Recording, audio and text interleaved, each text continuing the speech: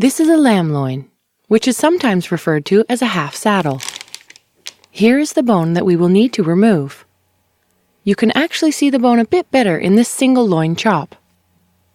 Using a sharp boning knife, carefully remove the fat from the loin, trying to remove as little meat as possible. To do this, place your knife just underneath the fat. Then grab the unattached piece, pull it taut, and cut.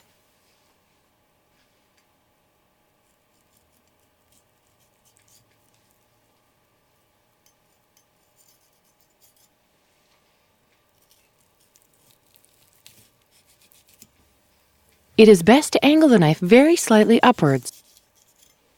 This loose piece of meat and fat will all need to be removed. Just unfold it and cut away the larger piece of fat. This piece actually covers up part of the loin, which you don't want to cut into.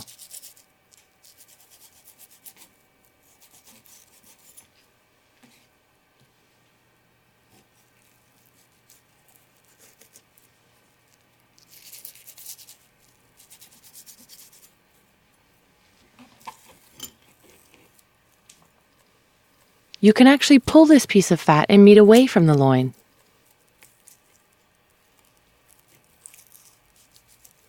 Because every piece of meat is not exactly the same, just take your time.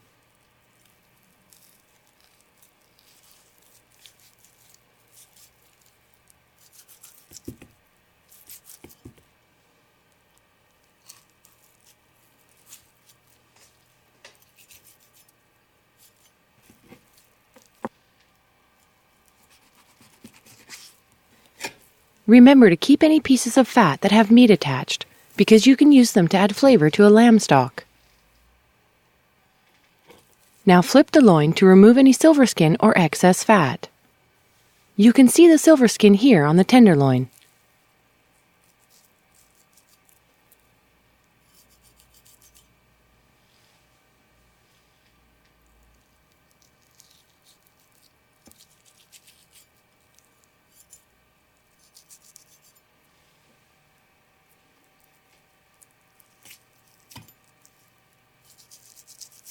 Leaving a tiny bit of fat is fine. This is the tenderloin here, and this is the first part we are going to separate from the bone. To do so, we have to cut around this bone here and follow it all the way along, staying as close as possible to the bones so you don't damage the tenderloin.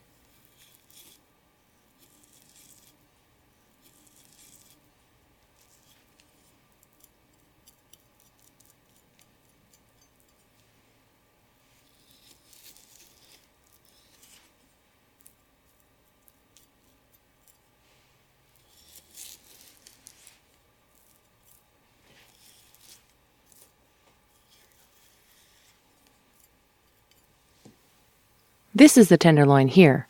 Try to keep it attached. These are the feather bones. We need to cut underneath them to remove the rest of the meat. Angle your knife to cut along the bone. Now you can clearly see the feather bone. Just continue along like this.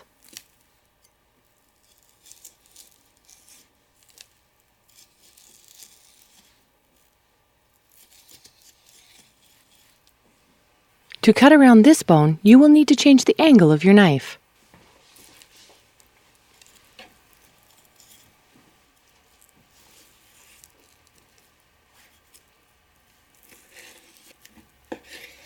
Now that you have removed the bone from the lamb loin, remove any fat that you couldn't get at before.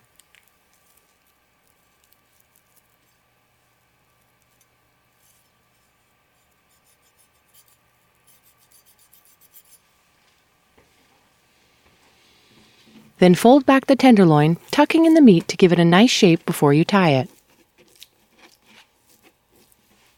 There are many ways to tie meat. This way is easy and efficient. Using butcher's twine, first tie a knot at one end. Then wrap the string around your hand and twist. Turning your hand twice locks the knot. Then put the string around the loin and tighten the knot.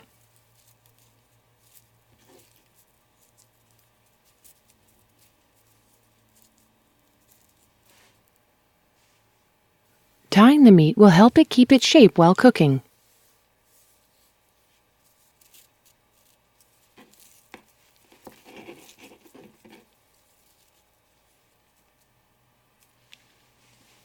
To finish, cut the twine and tuck in the ends. Essentially, you are now done, but remember, if you are making stock, you will want to keep the bones.